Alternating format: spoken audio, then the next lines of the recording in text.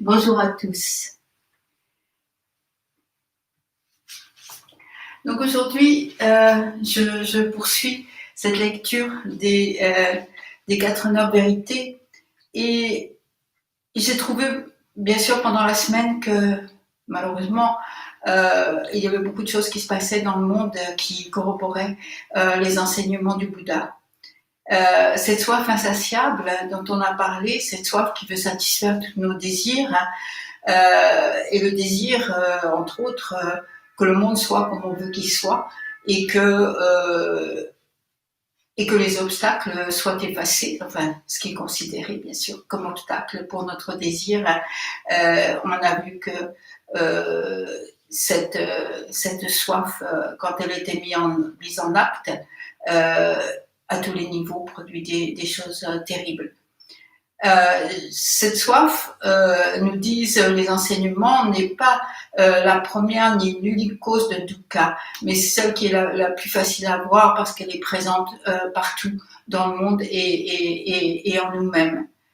Cette soif, disent les enseignements, a pour centre, a pour origine l'idée erronée de l'existence d'un moi, c'est-à-dire d'un moi qui soit séparé du reste, un moi qui soit permanent, un moi qui fait naître en nous une vision du monde, de notre monde, et l'attachement à cette vision, et donc les conséquences que nous en avons vues par exemple. J'aimerais reprendre un passage que j'ai déjà lu la semaine dernière, mais qui est tellement colle tellement à ce qui se passe, que je pense qu'il nous parle tout spécialement de ce qui se passe en ce moment. C'est un passage adapté du livre dont j'ai déjà parlé de Valpola Raoula. Le terme soif comprend non seulement le désir et l'attachement au plaisir des sens, à la richesse, à la puissance, mais aussi l'attachement aux idées, aux idéaux, aux opinions, aux théories, aux conceptions et aux croyances. Selon l'analyse qu'en fait le Bouddha, tous les malheurs, tous les conflits dans le monde, depuis les petites querelles personnelles en famille jusqu'aux grandes guerres entre nations, ont leurs racines dans cette soif. Les hommes d'État qui s'efforcent de trouver une solution aux différends internationaux et qui parlent de guerre et de paix seulement en termes politiques ou économiques ne touchent qu'à ce qui est superficiel, ils ne vont jamais jusqu'à la véritable racine du problème. Comme le Bouddha l'a dit à Ratapala, le monde manque, il souffre de frustration et il désire avidement, il est esclave du soi, de la soif. Tout le monde admettra volontiers que tous les malheurs sont engendrés par le désir égoïste.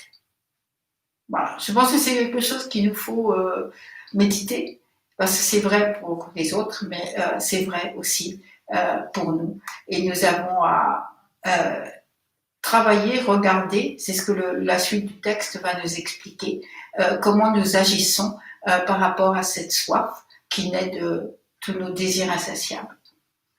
Donc je reviens à l'étude des 89 vérités, au travail d'une pratiquante et comment ce désir, cette soif, peuvent produire la réexistence et le redevenir.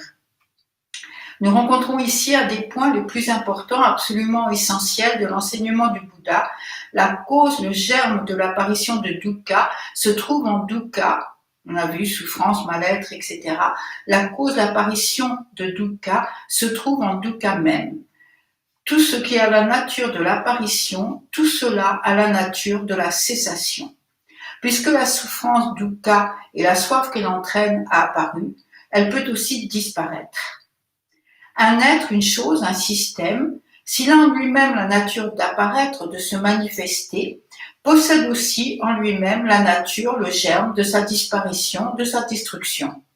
Ainsi, dukkha, à travers l'illusion d'un moi séparé et permanent, a en lui-même la nature de sa propre apparition et donc a en lui-même la nature de sa cessation. Donc, continuer à souffrir des malheurs causés par notre soif n'est pas la solution. Nous sommes capables de permettre au désir d'exister selon sa nature et de commencer ainsi à le laisser de côté sans le poursuivre ni le réprimer. Le désir n'a le pouvoir de nous duper que dans la mesure où l'on s'en empare, où l'on y croit, où l'on réagit à sa présence. Notre vouloir peut être beau ou mauvais, de même que notre désir peut être beau ou mauvais, mais nous ne sommes jamais obligés de saisir notre désir, ni d'être saisis par lui. Nous avons tendance à considérer que la souffrance est un sentiment, mais sentiment et souffrance sont deux choses différentes. C'est l'attachement au désir qui est souffrance.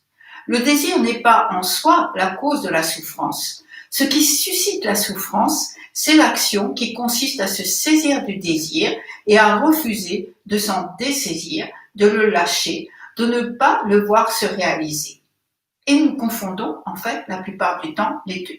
Par exemple, je prends un exemple au hasard, je passe devant une librairie et je vois plein de livres et je les veux, tous. Voilà, tous. Et je suis dans ce désir, mais au lieu d'abandonner ce désir, ben oui, je les veux, je me vois vouloir, je vois mon avidité de lire, d'acheter des livres et tout ça. Au lieu de cela, et de pouvoir vivre tranquillement, en quelque sorte, avec ce désir, eh bien, j'attrape ce désir.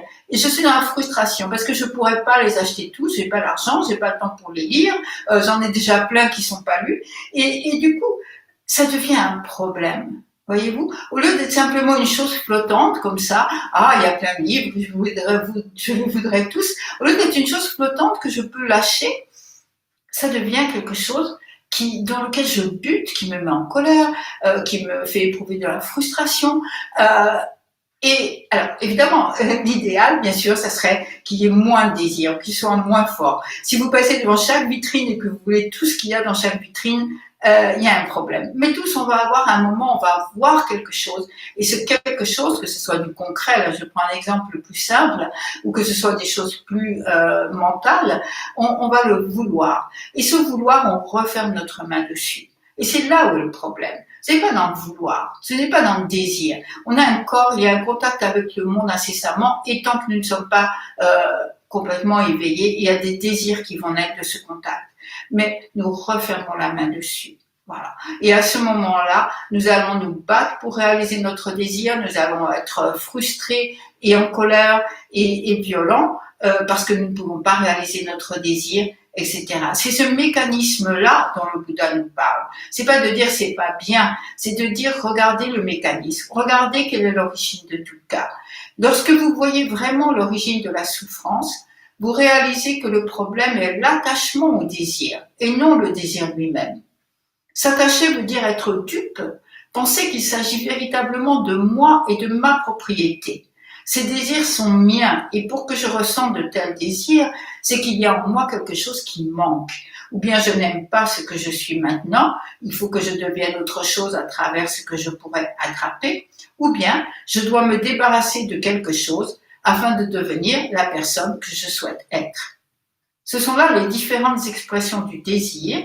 L'attitude à adopter est d'en prendre pleinement conscience, de reconnaître le désir pour ce qu'il est et de pouvoir le lâcher. Et moi, mon idée, c'est que on peut pas toujours le lâcher. C'est vrai. Il faut reconnaître ça, parce que si on s'illusionne sur soi-même, alors là, on peut plus travailler. On peut pas toujours le lâcher, mais ce qu'on peut faire, ou essayer de faire, en tout cas, déjà, c'est de le poser. Voyez-vous, c'est un petit peu différent. Voilà, j'ai ce désir pour tous ces livres. J'arrive pas à le lâcher parce que vraiment c'est un désir très profond, mais je peux le poser. Voilà, je le regarde, c'est mon désir là, comme si vous imaginez. J'aime beaucoup cette idée d'étagère mentale, vous voyez, et dessus vous posez un petit peu les choses. C'est-à-dire que vous vous en éloignez. Vous voyez, vous ouvrez un petit peu la main. Pas complètement, parce que vous n'arrivez pas à complètement le jeter comme ça, mais vous le posez. Vous dites, vous êtes un peu plus tranquille, vous dites, c'est là, si j'en ai besoin, je pourrais remettre la main dessus. Voyez-vous, c'est ça, c'est ce mécanisme-là, encore une fois. Le Bouddha essaie de démonter un mécanisme, voyez-vous, ces enseignements, pour nous aider à bien les voir, parce que nous, on fonce, on est dupe. J'aime bien ce mot dans le texte. On est dupe de nos désirs. Vous voyez, on pense qu'on maîtrise notre vie, mais en fait, on est dupe.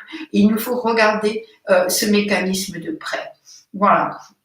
Donc, cette deuxième noble vérité est liée à l'ignorance de notre nature réelle, à l'attachement à notre nature conditionnée qui réagit sans cesse à tous les contacts qui font naître ce désir et cette soif. Voilà, ça c'est la seconde noble vérité, expliquée rapidement, encore une fois, rapidement. juste pour vous donner un goût de l'enseignement. Et nous passerons à la troisième noble vérité la semaine prochaine. Je voudrais vous dire une chose qui m'a amusée ce matin pour finir. Quelqu'un m'a envoyé un mail hier soir après Zazen pour me dire ah, j'ai bien aimé vous voir éternuer parce que comme ça j'ai compris que c'était pas une image fixe, que c'était du direct, alors je me suis assise avec vous. J'ai trouvé ça formidable et je me dis bah, c'est merveilleux, c'est le fait que j'éternue ou bien mon enroulement chronique ou bien le fait que je sois assise sur une chaise ou sur un petit banc, si ça permet aux gens de se dire ah ben alors je vais m'asseoir avec vous, alors la voix du Bouddha, c'est vraiment extraordinaire. Merci beaucoup. Je vous souhaite un beau week-end dans la paix du Dharma.